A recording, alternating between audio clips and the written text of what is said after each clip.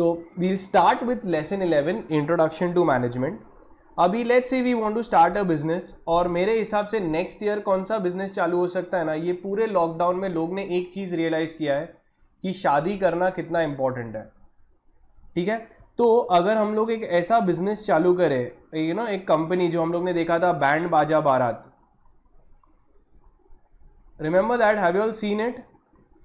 Band बाजा बारात private limited, हम लोग एक कंपनी चालू करेंगे. ठीक है, क्योंकि नेक्स्ट ईयर तुम सोच भी नहीं सकते हो इतने लोग, मैं लिख के दे रहा हूँ, शादी करेंगे. जहां अपॉर्चुनिटी मिला वो लोग शादी करेंगे. It is my personal belief. अब सोचो हम लोग को ये कंपनी चालू करनी है और इसका बहुत ही बड़ा स्कोप है, तो how do we start off? अब इसका डोंट यू थिंक इसका सब मार्केटिंग प्लान बनाना पड़ेगा, इसका बिजनेस प्लान बनाना पड़ेगा. So how do we start? सबसे पहले हमें एक प्लानिंग करनी पड़ेगी, प्लान बनाना पड़ेगा. प्लान के अंदर हम लोग क्या करेंगे कि बेसिकली कंपनी का विजन बनेगा और कंपनी का मिशन बना सकते हैं हम लोग. Vision is we want that all should be happily married. Mission क्या बनाएंगे हम लोग? By getting them married. अब उस मैरिज के अंदर हम लोग सोचेंगे सब कुछ एकदम धूमधाम से होना चाहिए. वहां पे उनका संगीत, उनकी मेहंदी, उनका रिंग सेरेमनी, उनका मैरिज का मेन रिसेप्शन, और मैरिज के बाद में भी हम लोग उनको सब फैसिलिटीज और मैनेजमेंट अरेंजमेंट करके देंगे. तो ये किस में आएगा? Planning. Now planning is a forward looking exercise. ये सब हम लोग फ्यूचर के लिए कर रहे हैं. It's forward looking. एक बार प्लान बनाया, तुमको लग रहा है कि बिजनेस चालू हो गया है, कि अभी तो खाली planning is just on paper, no life has been given. Now to make it a living document we'll have to move further. अब हम लोग ने प्लान बना दिया कि यार हम लोग को हर क्वार्टर के अंदर इतने लोगों की शादी करानी है और ये हमारी स्ट्रैटेजी रहेगी. ठीक है, तो यहाँ पे स्ट्रैटेजीज बनती है. Everything you make a plan. आगे इसके बाद में अब हम लोग को रोल्स बनाने पड़ेंगे. लेट्स से थोड़े लोग जो रहेंगे वो बोलते हैं ना, आधे लोग इधर जाओ, आधे लोग उधर जाओ, आधे मेरे पीछे आओ. सेम वे अभी हम लोग को ऑर्गेनाइज करना पड़ेगा, लोगों को ऑर्गेनाइज करना पड़ेगा. मतलब क्या? अभी हम लोग अलग अलग बिजनेस के अंदर डिपार्टमेंट्स बनते हैं. कौन से डिपार्टमेंट्स तुमको पता है? ये एक बैंड बाजा बारात जो हमारा बिजनेस है, इसमें कौन से डिपार्टमेंट्स बनाने पड़ेंगे? सबसे इंपॉर्टेंट डिपार्टमेंट बोल रहे हैं वो मार्केटिंग होता है, क्योंकि मार्केटिंग, उसके बाद में एक और marketing and branding will do their own work. फिर और क्या हो सकता है? सेल्स डिपार्टमेंट बना सकते हैं. फिर एक ऑपरेशनल डिपार्टमेंट होगा. Operational department will contain with day to day lighting होगा, उसका डेकोरेशन होगा, उसका तुम्हें सोचो कोई अरेंजमेंट कराना है, कोई तुम्हारे सेलिब्रिटी को बुलाना है तुम्हारी मैरिज में. ठीक है, तो वो सब हम करके देंगे. Right from DJ to the decorator, everything we will handle. और मैरिज के बाद में भी अगर तुम्हें कुछ then everything will be managed. फिर ये तुम्हारा डिपार्टमेंट्स बन जाएंगे. इस डिपार्टमेंट्स को बनाना इज कॉल्ड एज डिपार्टमेंटलाइजेशन और ऑर्गेनाइजिंग.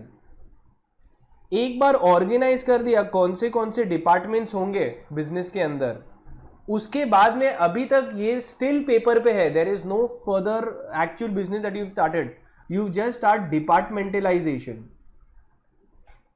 उसके बाद में हम लोग को क्या करना पड़ेगा? तीसरे रोल पे जाना पड़ेगा. तीसरा रोल कौन सा है? एक्चुअल लोगों को हायर करना पड़ेगा. डोंट यू थिंक अब हम लोग हायरिंग के बारे में बात करेंगे. एक रिक्रूटमेंट वर्ड आता है, रिक्रूट करेंगे और लोगों को सिलेक्ट करेंगे, सिलेक्शन होगा.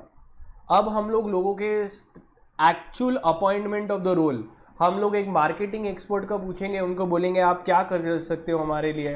तो कोई बोलेगा हम लोग डिजिटल मार्केटिंग करेंगे, कोई बोल रहा है हम लोग फिजिकल मार्केटिंग करेंगे, द ट्रेडिशनल मेथड्स, न्यूज़पेपर में एडवर्टाइजमेंट देंगे. ऐसे ठीक है, सेल्स टीम को बताऊंगा कि कम से कम मेरे को एक महीने में 10 क्लाइंट्स लीड्स लेके आओ. ऑपरेटिंग टीम को जब भी शादी आएगी हम लोग बोलेंगे आप इंप्लीमेंट करेंगे. हर चीज़ के एक्सपर्ट्स होंगे. तो इसको क्या बोल रहे हैं हम लोग? रिक्रूटमेंट. एक बार रिक्रूट किया हम लोग ने, तुमको लग रहा है कि इंडिया में बहुत हार्ड वर्किंग लोग हैं, अगर उनके ऊपर कंट्रोल नहीं डालो तो, एक सुपरवाइजर नहीं हो, तुमको लग रहा है तो मेहनत करेंगे? तो एक और डिपार्टमेंट हमको ऐड करना पड़ेगा जिसका नाम है डायरेक्ट, एक मैनेजर या डायरेक्शन होगा। अब डायरेक्शन क्या होता है समझते हैं। Now in direction what will happen, we will start directing people, we will start overseeing their work, we'll oversee their activities, हम लोगों को गाइड करेंगे, हम लोगों को असाइन करेंगे कि भाई आपका ये काम है, आपको ये करना है। फिर डायरेक्शंस के बाद में what else we will do, very very important work is motivation। अभी तुम नोटिस करोगे तुम दिन में कितने घंटे सोते हो, ठीक है, मेरे हिसाब से तुम अभी सोते हुए ही देख रहे हो, ठीक है। तो ये क्या होता है कि लोग मोटिवेटेड ही नहीं रहते, वो लोग कहीं पे भी पड़े रह सकते हैं, like they can get paid, they will say कि अगर हमारा ये काम रहेगा तो हम कभी उठे ही नहीं। अब ये क्या होता है, ऐसे लोगों को मोटिवेट करना बहुत इंपॉर्टेंट रहता है। मोटिवेट कैसे कर सकते हैं? Now there are different strategies, studies on how you can motivate. Money is a very big motivator. Secondly, a sense of appreciation motivates people. A sense of fear, दूसरा simple रहता है कि अगर नहीं उठा तो फिर बाद में we will take action against you, तुम्हारा खाना पीना बंद। Same way motivation plays a very important role.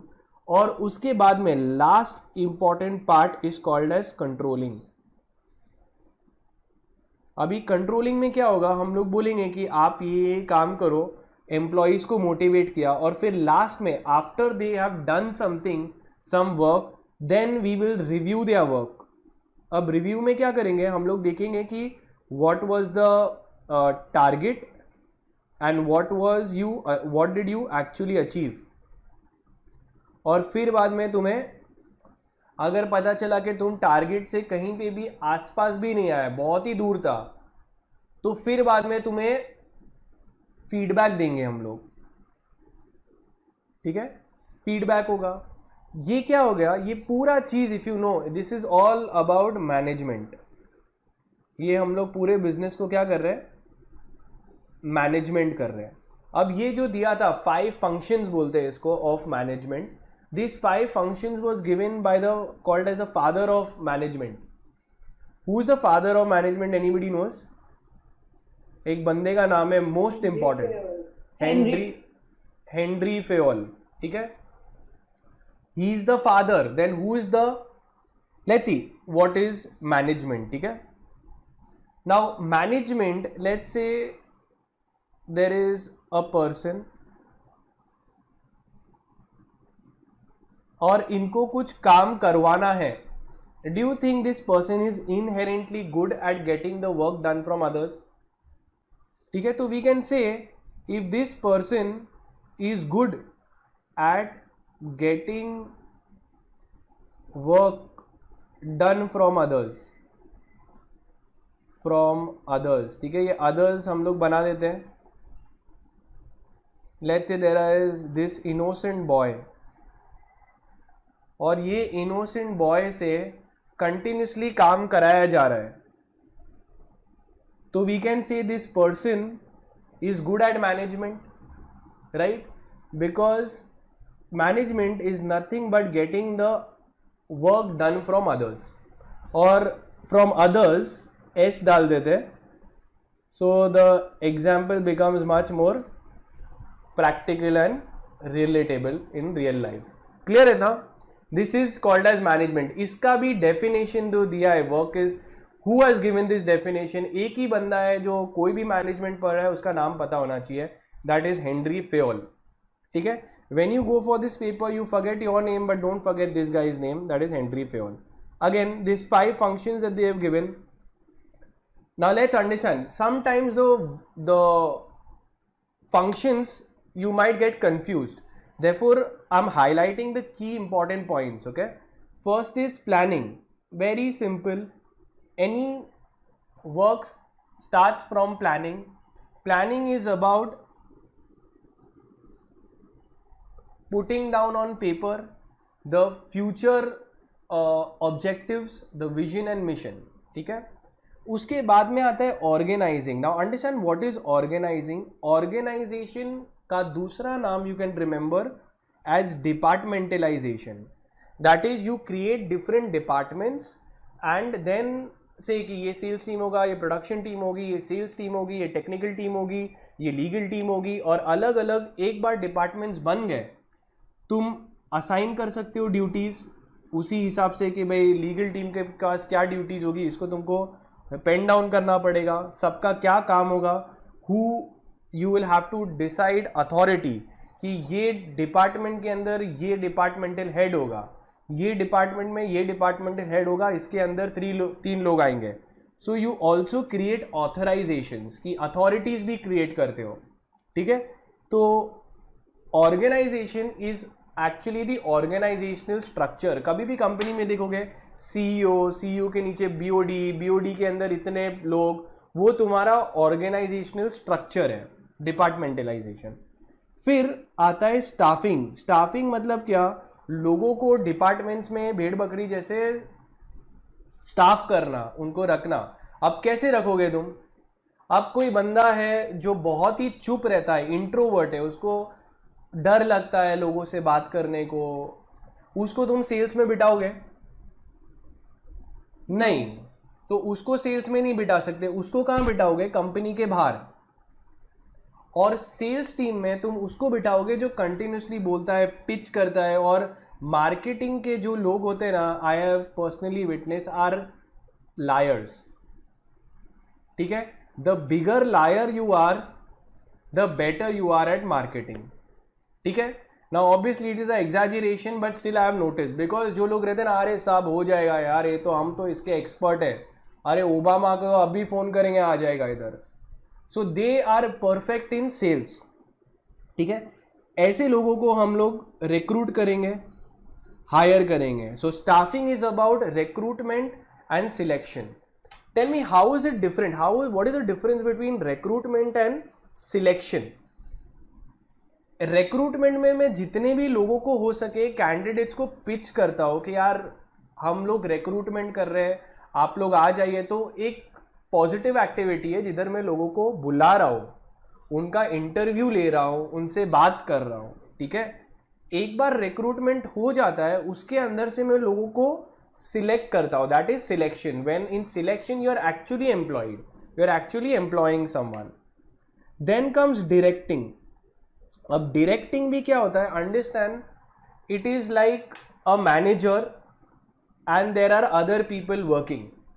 तो सोचो तुम लोग उधर हो और मैं तुम लोग का लीडर हूँ, मैनेजर हूँ, something like that, and every day I say 70 कितने दिन है, 60 दिन है तुम्हारे पास, do something, get up, you can do it.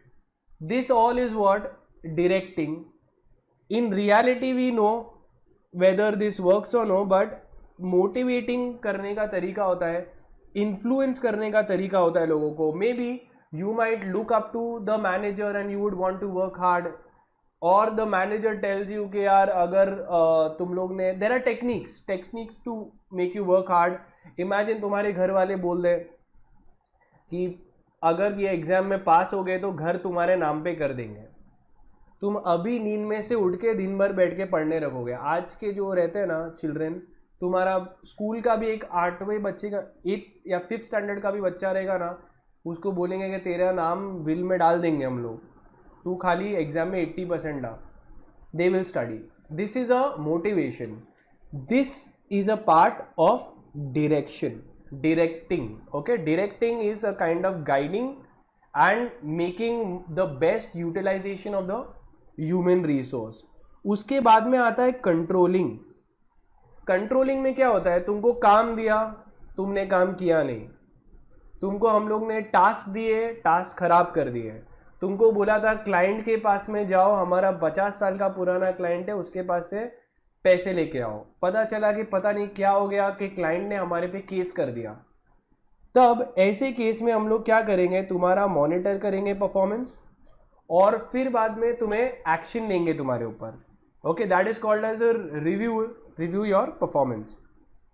So let's go from the module and finish it off. तो ये जो पहले हेनरी फेयोल है ना, उनके जो ये 5 मैनेजमेंट प्रिंसिपल्स है उसको खत्म करते हैं. और फिर बाद में हेनरी फेयोल के बहुत सारे दोस्त थे अलग अलग नाम के, उनकी भी अलग अलग थियोरीज है, वो भी शॉर्ट में पढ़ेंगे. But the main is Henry Fayol. ठीक है, so let's start. First is I have done the, so if you have your module with you, as I do it, you do the markings alongside with me.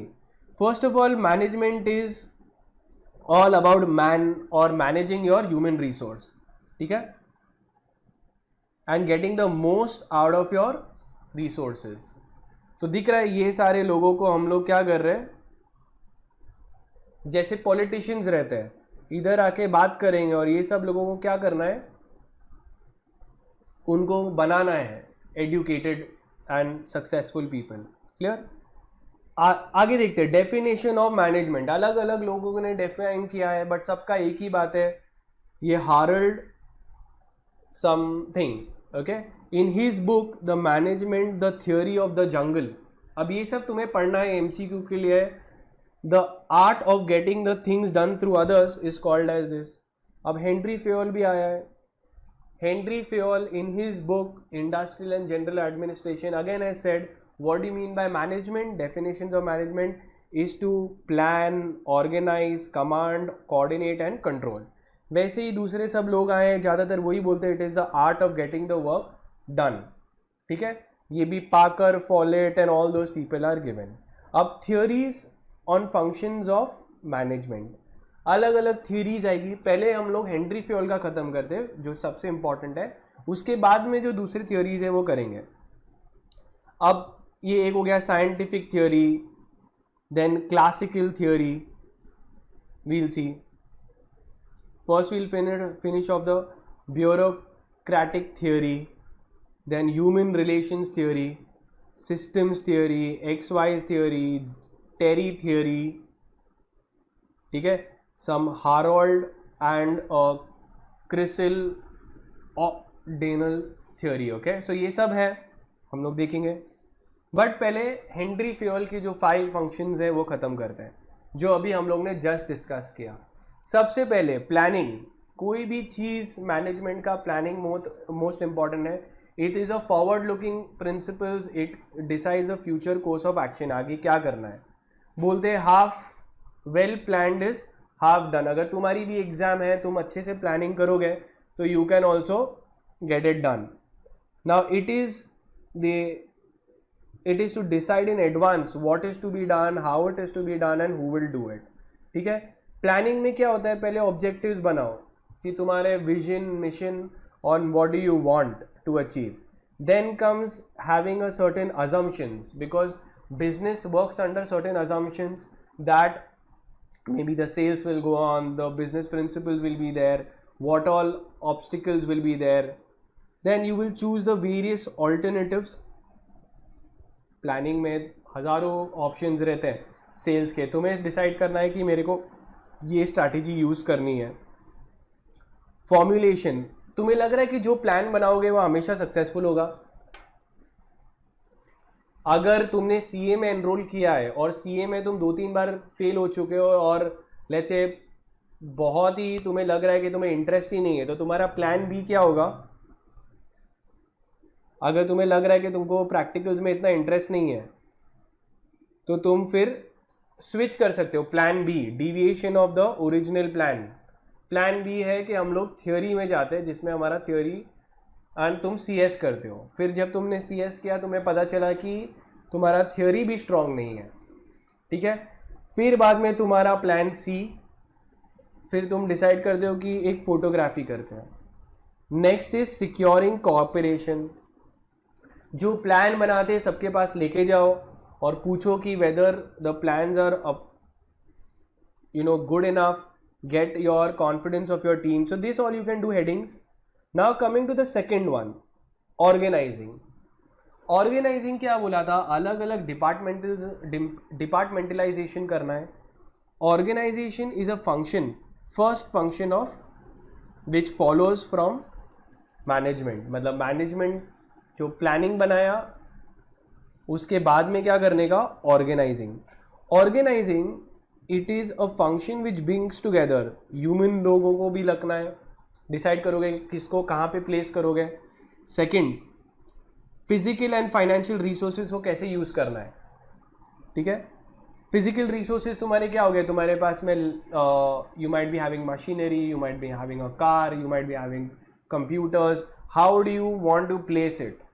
And your financial resources, तुम कैसे उसको place करोगे. It is concern, अब देखो इसको mark कर सकते हैं important. Chester Barnard is a function, organizing is a function by which the concern is able to define the roles and between the different jobs and coordinate between authority and responsibility. इसका मतलब क्या है कि मैं rules बनाऊंगा sales team, और sales team में आप हेड रहेंगे और ये आपके अंडर रहेगा, तो अथॉरिटी बनाएंगे और रिस्पॉन्सिबिलिटी किसकी होगी अगर फॉलो नहीं हो. Now why is organising essential, because तुम स्पेशलाइज कर सकते हैं इसके, सेल्स डिपार्टमेंट में सेल्स के कोई बंदे आएंगे. सेम वे क्लैरिटी होती है, you can use better use of resources and headers you can do. Then the third important function is called as staffing.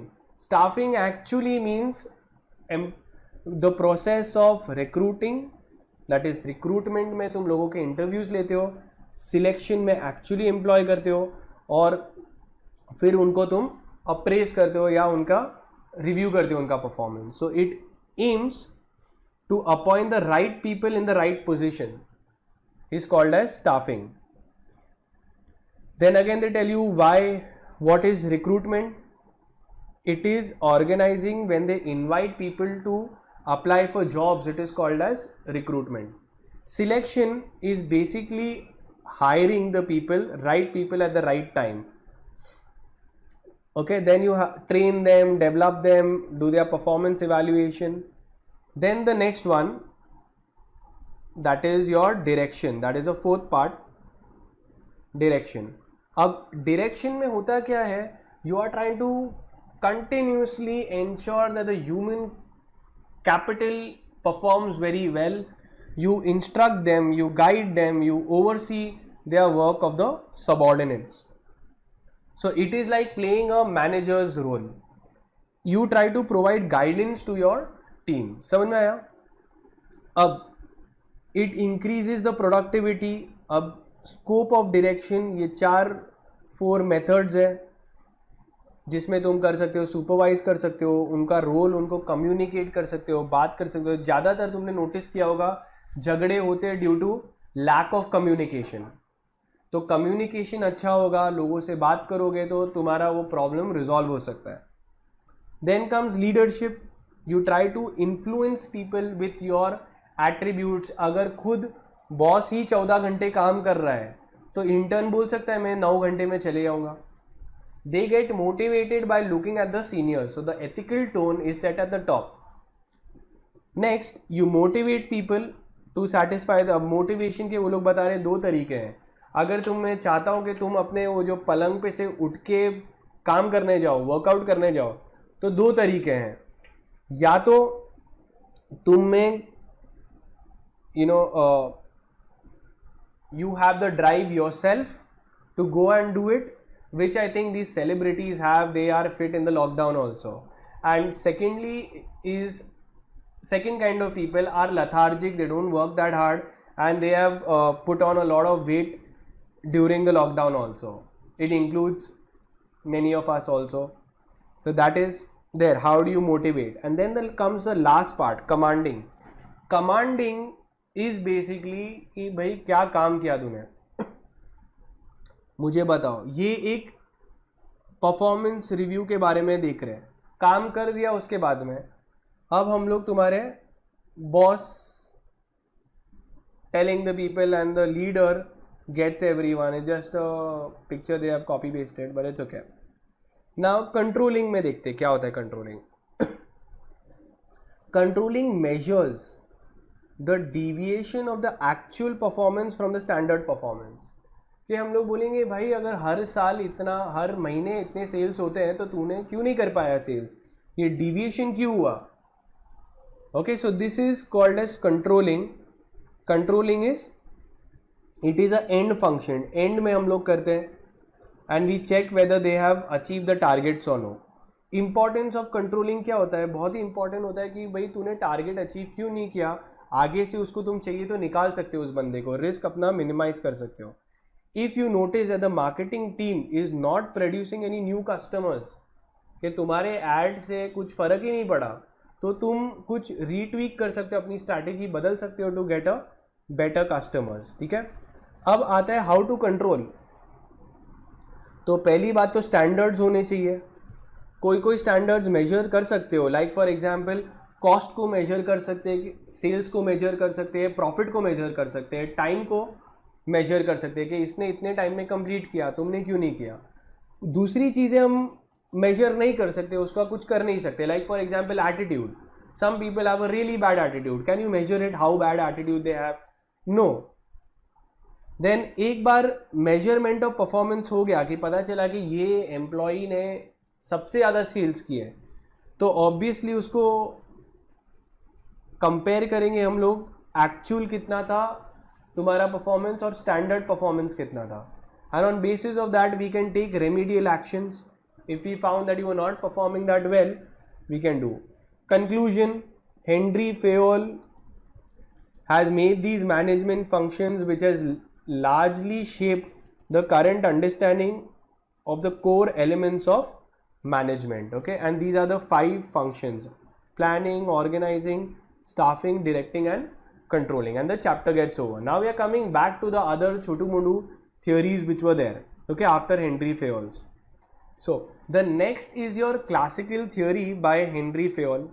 Now Henry Fayol was a French engineer, okay, and he was the first one to make this theories. 14 principles he has made, and very important principles and very informative of the classical management theory. Henry Fayol is a founding father of management. Based on his experience as a director of the company, he has propounded many theories, और उसमें से इसने ये 14 principles दिए हैं. You can mark this as very important as from the exam point of view. That is, he said that for good management there has to be division of work, it has to be, authority has to be clearly stated, you should know who is the boss. Third is there has to be discipline. अगर मैं तुम्हें बोल रहा हूँ task दे रहे हैं employees को, तो employees should follow the task. The next is there has to be a unity of command. There has to be only one boss. Many people giving commands will not give effective results. Then they are saying unity of direction. All of the departments should work towards the common goal. Okay. The next is you should, team comes before the individual.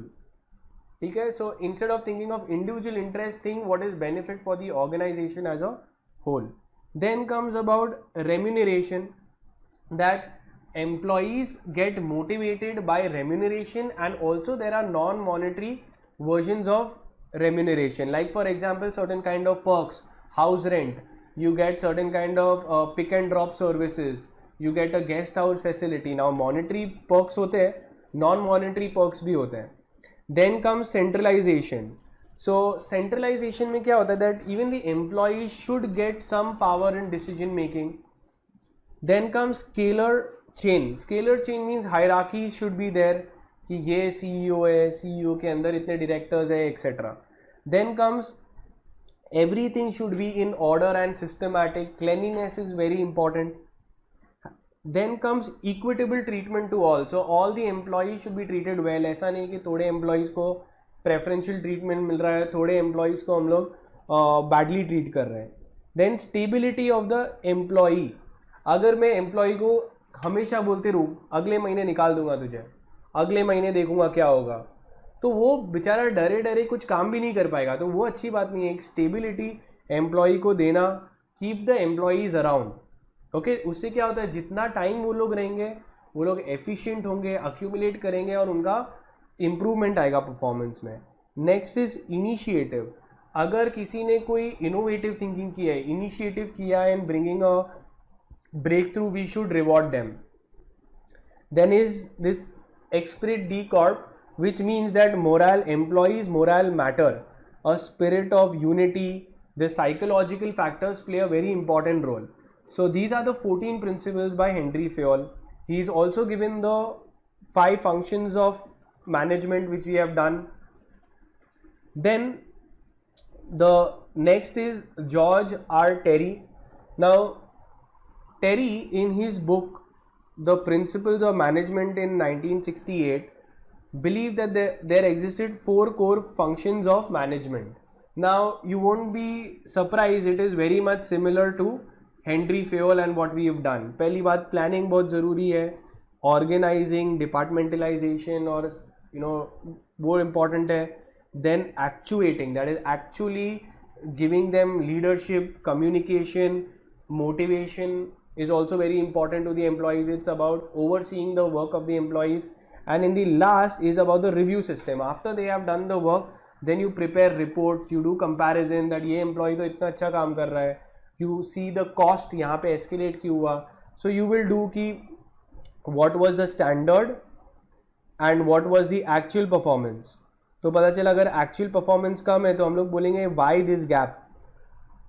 The next is Harold Kuntz and Cyril O'Donnell. In the year 1976, these two published an essay on management, a system and contingency analysis of managerial functions. They believe that there are 5 key functions to management, again very similar to Henry Fayol, that is planning, organizing, staffing, leading and controlling. And that is it, and then we are done with the chapter.